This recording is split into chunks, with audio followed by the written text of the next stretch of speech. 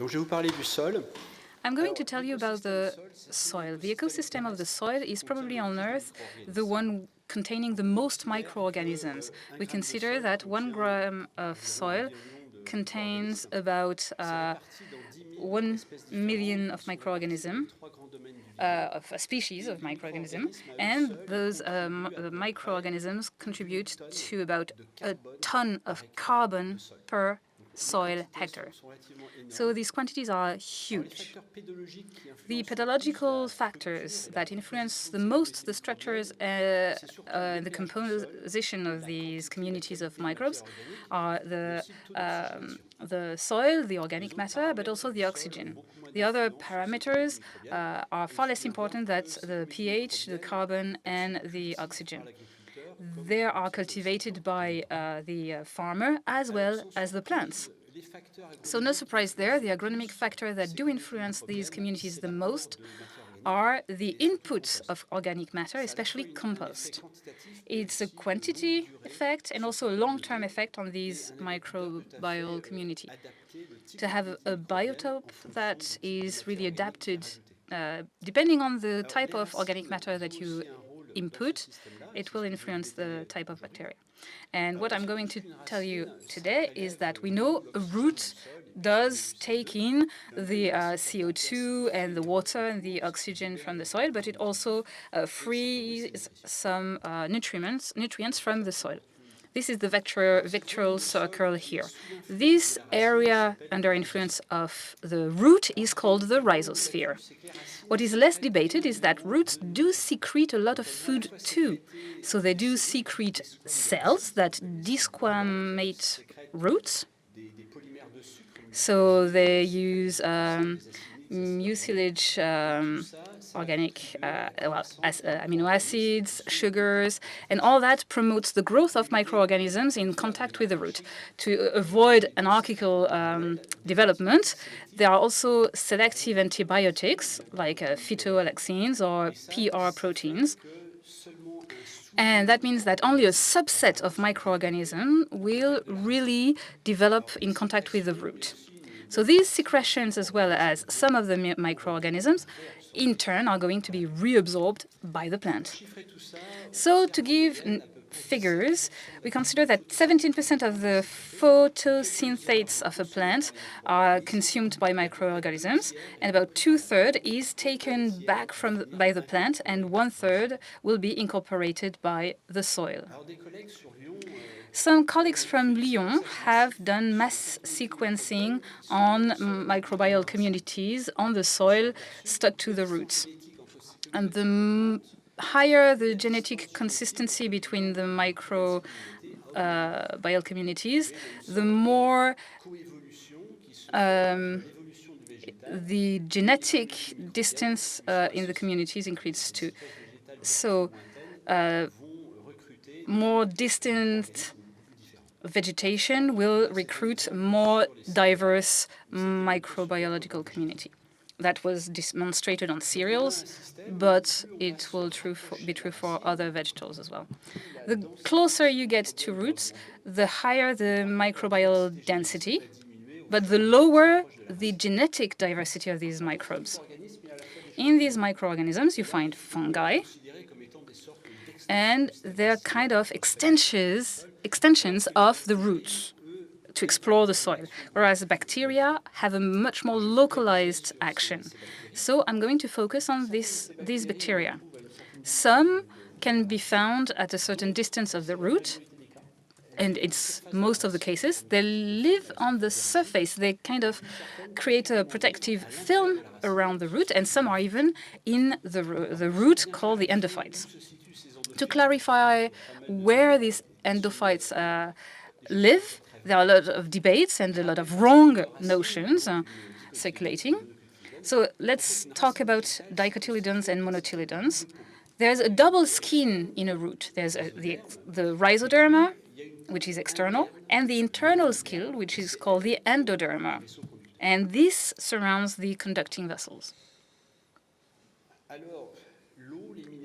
So the water, minerals, and a lot of minerals and fungi can actually travel freely between the cells that are in between these two skins. However, within the inner derma, it's pretty waterproof and airproof, so there is a selection through the cells. This internal skill selects what it takes in or not. So it has a very strong skin, if you will. It's what we call the Caspary frame. In all these microorganisms associated to plants, most have a neutral action on the vegetal. Some have a stimulating action, what we call the PGPR, the plant growth promoting rhizobacteria. So among those bacteria, those create real symbioses, as shown here. And in these symbioses, you have the development of nodules, specific organs that will host the symbiotic organs, and they transfer the, there's ammunifications through them. It works very well, but it's very rare because it's a very reduced couple, like for the Fabaceae and the Frankianus casuarina. In most cases, on the other hand, we have associative symbiosis. There's no creation of specific nodules. You can see those in green. They create small colonies that you find all around the root, and the bigger the root, the more colonies, and then they go and colonize other roots. The nitrogen fixation, the ammonification, is reduced. However, they are true for many more families of cultivated plants. So all these bacteria in associative bacteria are now called phytostimulants. They have an activity of biocontrol and biofertilization.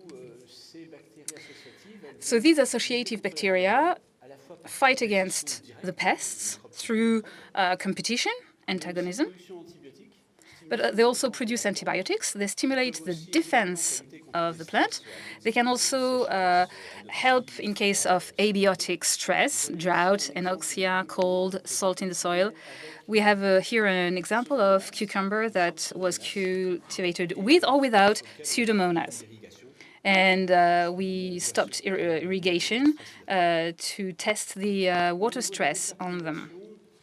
In terms of biofertilization, this bacteria does a little of nitrogen fixation, but they solubilize phosphate and they help for the iron. So they help the balance of the plant, and so you have crazy root growth. The hair-like appearance of the root system is much stronger. And so you have here the example of azospirillum and corn.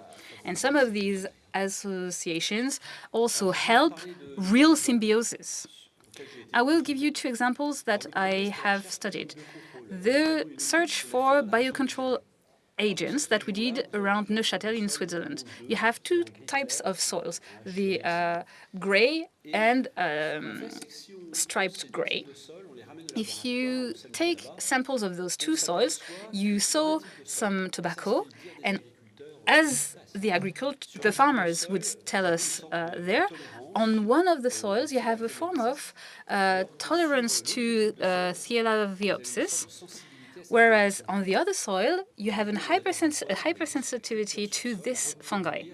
So we tried in the lab to reproduce this resistant soil or sensitive soil. When looking at the microbial community in those two soils, we realized that their genetic structures are completely different. The communities are really different in the resistance and in the sensitive soils. Through bioguidance, we managed to find the microbial organism that was bringing the tolerance to this fungi disease.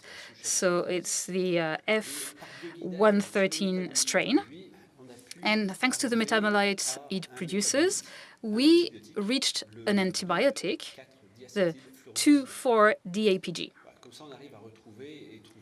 And so it helped us source a biocontrol agent. So understanding biofertilization is way more complex, so I will spend more time on it. This is a study that was carried out both in the lab and in the field on corn seeds that are covered with the CRT1 Azospirillum lipoferum cover. So here you see the corn that is covered with these bacteria, coated, if you will, with this bacteria. So this is a microbial genus that increases grain yield. And out of 251 studies published, there's an average 10% increase in the yield, either in fodder or in grain. In the lab, we can find this effect. It's reproducible, no problem. Here you have this bacteria, this corn that was sowed with this coating, and you can see that the leaves grow much faster. But if it was working very well on Sadie, it doesn't work on Futury X. So the variety aspect is really important. There is a specificity relationship between these bacteria and the plant.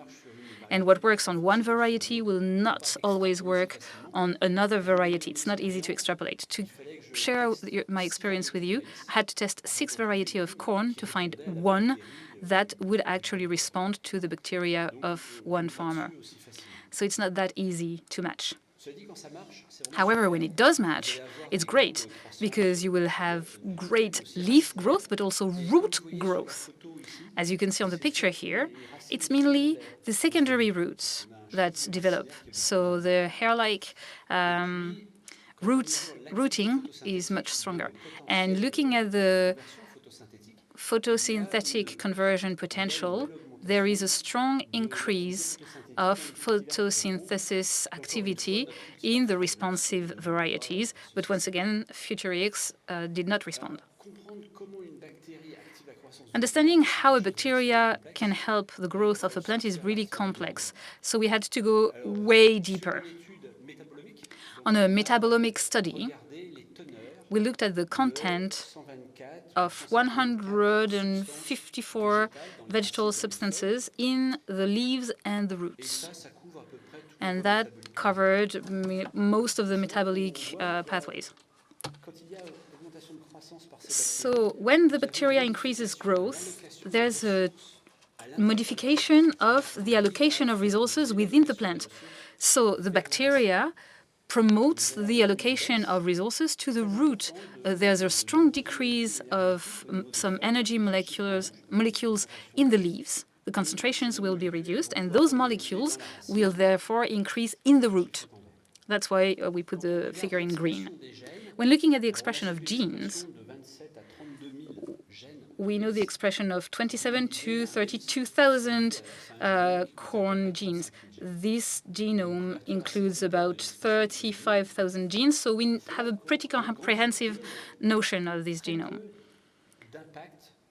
But it showed that there was a very little impact on the expression of the root, but where the bacteria is.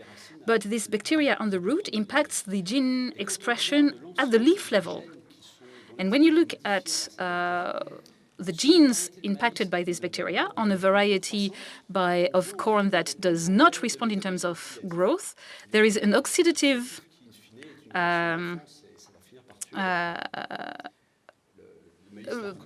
response. So the metabolism will end up killing the bacteria. There's a metabolism reaction, if you will.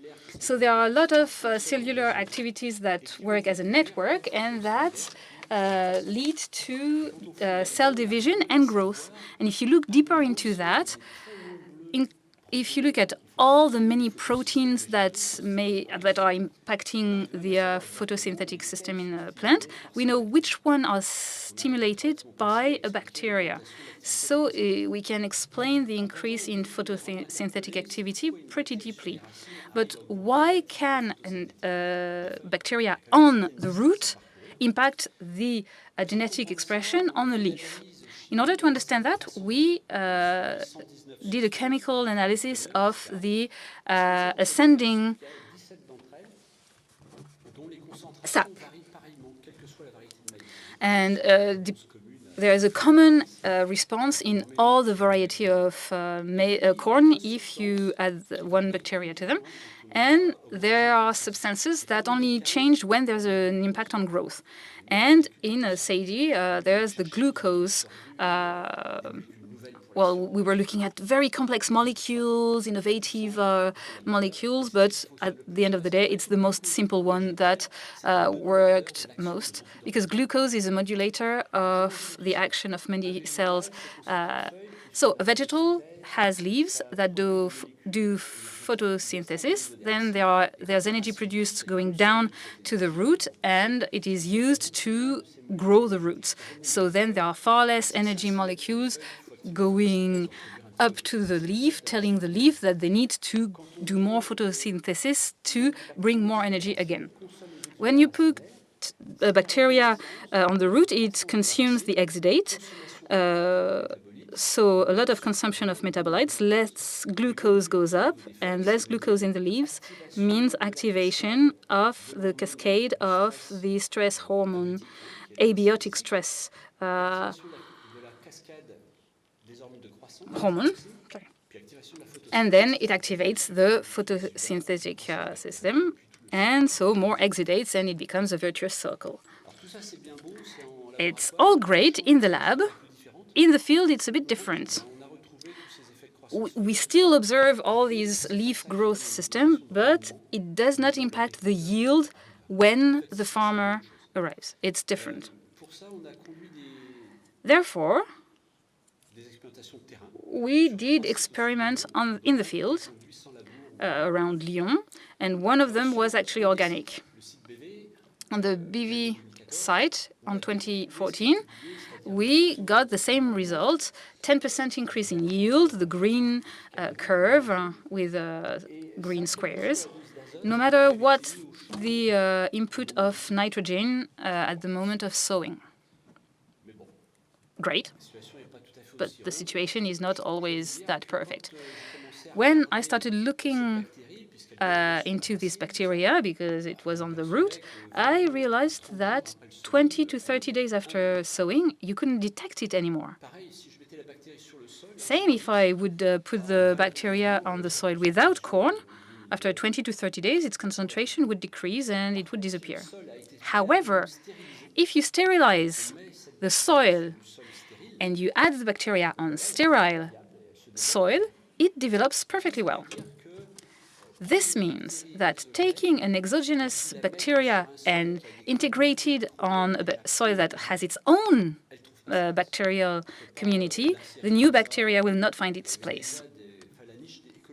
So the ecological niche is already well structured, completely used, so you can't just add an external bacteria thinking it will just make its own life and develop no problem. It doesn't work.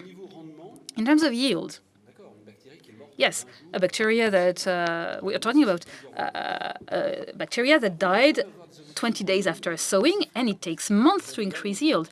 So here we have our 4 experimental sites. You have the year when we did the studies, and the green squares are the only 2 times when we observed an increase in yield. For the rest, nothing. And to be honest, there's even a year where there was a decrease in yield. So it's not amazing, and it's not very easy to sell to farmers. But still, it's when it does work, it works really well. So we needed to try and understand that. So to sum up, we think that now this bacteria is a bit like a life insurance. When there's a great sowing, you pay the coating for nothing. But on a year where it doesn't emerge very well, it saves the crop because it accelerates the emergence of the seed. Here they spent 2 days on watered paper, and you can see the cells that are growing, radicules, sorry.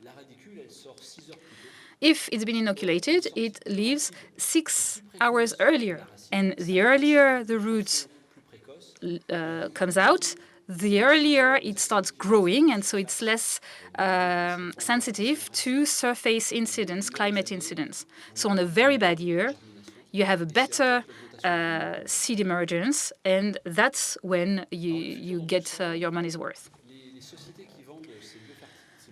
So companies that do sell these biostimulants have already adapted their system. They are starting to sell one unique, miraculous fungi. They have what we call SynComs, synthetic community. How do they do that? It was sourced, they go and source what we call elitist or elite bacteria, but this bacteria comes from afar, and you start putting it in soils that already have their structured community, so there's no insurance that it's going to have a long-term impact. But what is being developed in the lab is that we are now developing the NatComs, natural community. We're trying to work with local farms, and this is how it works. It will be very close to my way of working. They sow one variety. They look at the individuals that perform best. They select the microbial communities on those individuals, and then they sow the same variety inoculated with those microbial community that were collected on that first year. Then you do it again, you find again the best individuals, you get their community, and rinse and repeat forever. And after 7 or 10 years, there is a kind of stabilization of these microbial communities that are associated to that variety. It's stabilized, if you will. If you sow this variety with this community, there will be an association.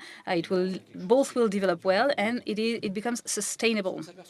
What we realize also is that this microbial community will end up promoting varietal traits. And these are not related to the genetics of this variety, but of the genetics of the microbial community, because it was co-selected, the variety and the microbiota. So for ITEPMAI, it's a double challenge. They're going to have to select the microbial community and the variety together. But this is for the future. Right now, it's only a lab issue. So thank you for your attention. Thank you for the LEM colleagues and those in Avignon for their help.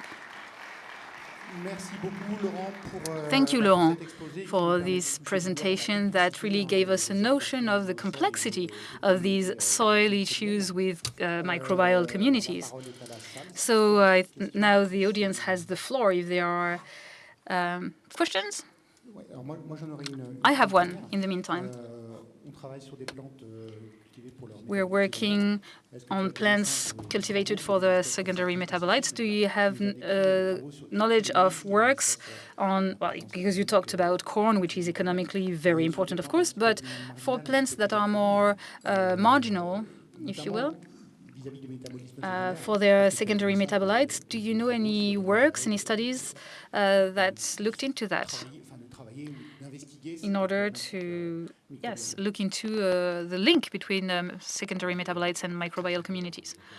Well, I only have a few studies in mind in terms of mycorrhizal impact or mycorrhiza impact, and that's all I've heard about. And it doesn't really give data on the impact of essential oils.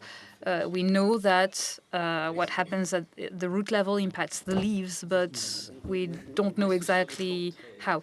We started really with basic plants. First question, Philippe. Your conclusion regarding microbial community related to the plant for production impacts. When you said that if you transfer that to a different type of soils, will the community of bacteria adapt, or will it work for a different type of soil? Well, we are not working on perennial communities. I started working on that on root plants and tubercules, because right now what we're doing is cuttings of roots, and that's how we select. So what the mother plant selected in terms of microorganisms, if you make a cutting of sweet potato or ignam, for instance, if you cut it and put it back in the soil, you transfer the microbiota with it, and it remains colonized on the cutting. For corn, we're talking about 1-year-old plants. For rapeseed, it's a 1-year-old plant as well in the studies. So in the winter, they take back the microbiota and the seeds, and in the spring, they put them back together. So you can coat the seeds. However, the projects we're having in the lab means trying to cultivate microorganisms is very costly. Whereas, well, when only one is well worked, well, a good soil has its own microorganism, so it will be there. If you cultivate a given variety, then you have the same communities, but only those selected by the plant. So if you coat that on the seed, it can be enough. It's a very small quantity, and it's enough to reimplant an entire microbiota around the root. What's necessary it's to have a stable association. And when we select varieties, we never ask ourselves, was there a co-evolution of the microbiome with the plant? We usually work too fast for that. After a few years, we have our variety and we start planting it everywhere and we're happy. And we haven't had time to really have had an association with one proper microbiome. So we need to give it time to recruit the proper bacteria that it needs and that are recognized by the plant as a friendly community. A question from you, Ophélie?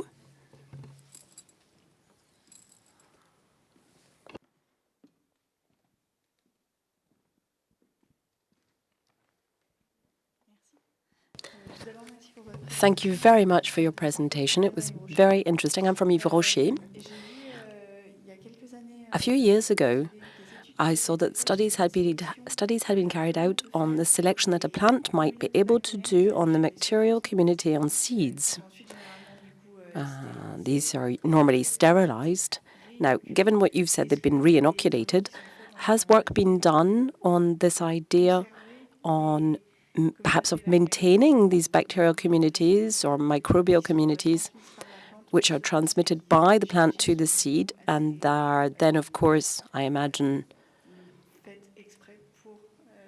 created, I suppose, for maternal transposition? Yes, more and more so. In the lab, anyway. In the lab, we try to maintain the association. For those who sell these microorganisms, that's not perhaps what they want. They want the bacteria that goes with sterile seeds. But that creates many complications, we feel. Clearly, what we see that there is a phenomena of co-selection. You have to just let things develop.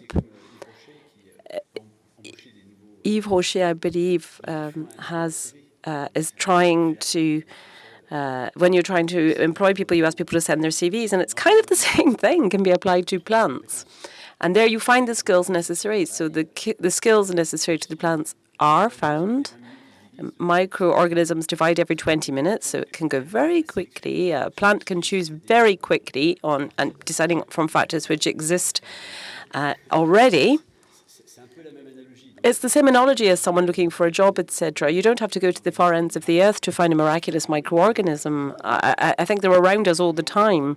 And what I have seen, quantitatively speaking, and this is to set the perspective, because when you study, you really focus, you magnify certain elements, and we perhaps don't have enough hindsight. But I would say, in everything that I've studied, those that really had high material content and good soil management, we say they always manage to recruit the best bacteria. You know, a soil that's not rich and has, well, they're not many people are going to send their CVs. Well, not many plants are going to develop there. So this organic matter is inherent to the production of good bacteria in the plant, in the soil, etc. They have to have what they need to eat. This is the cornerstone of what we do. And genetic selection has a great role to play. There are corner maize varieties which don't respond well in terms of growth to ones which produce well under hydric stress, etc., and all the different varieties. None of these respond to the same kind of bacteria, but all the weakest ones were resuscitated by the same kind of bacteria, curiously enough. I think that's the icing on the cake. You have to make sure that you've got a good variety of soil available for your selection, and then you can have a correct genetic selection for the plants. Afterwards, we talked about plasticity earlier. Well, the plasticity of the plant is being able to read its genome and everything that's on it. The microbes, the germs that it chooses, well, they're going to choose them because it's necessary to the plant. These are friendly bacteria. They're going to have the genetic necessities for the plant. So that is, again, linked to plasticity. And you must bear that in mind. This is a new way of thinking, I think, in the agronomic world. Last question, please. Christelle. Hello, Christelle Garnier from ITEPMAI. You talked about the microbiota and how it was specific to the soil and also to the crop and the variety which was cultivated on that particular soil. Now, given that the following year you have crop rotations for best practice, so what happens the next year? Is it another species or another variety? In the best case scenario, then the microbiota has to start again. Is that right? Because the year before that, it adapted to something else. Yes, but the microbiota does it very quickly. You're talking about 1 million organisms per gram, and that's an average. That might go up to 10 million. Everything's in place. When you've got a microorganism, none of the microorganisms really resemble each other. So you have in a population, for example, look at basketball. Sometimes, you great basketball players and others, all people of the same height are not necessarily good basketball players. Well, that's the same thing. With these microorganisms, you've got a great many of them, so you're able to choose. If you have a depressed soil with microorganisms, well, you can have that. There are 100,000 every grams. If that's true, you have to apologize then to the farmer because he's not getting the results that we've promised. However, if you imagine the human population reduced to 10,000 people and you have to find a competent football team, it's going to be more difficult because the numbers just aren't there. That's the analogy I'm trying to make. You don't worry much about that because this microbiota works very well in and of itself. A new selection will be made quite naturally to maintain life in the soil. That's the end game.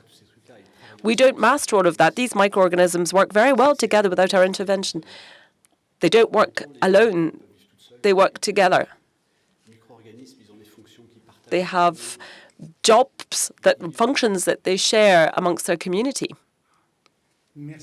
Thank you very much, Laurent. Let's close this presentation. Thank you very much.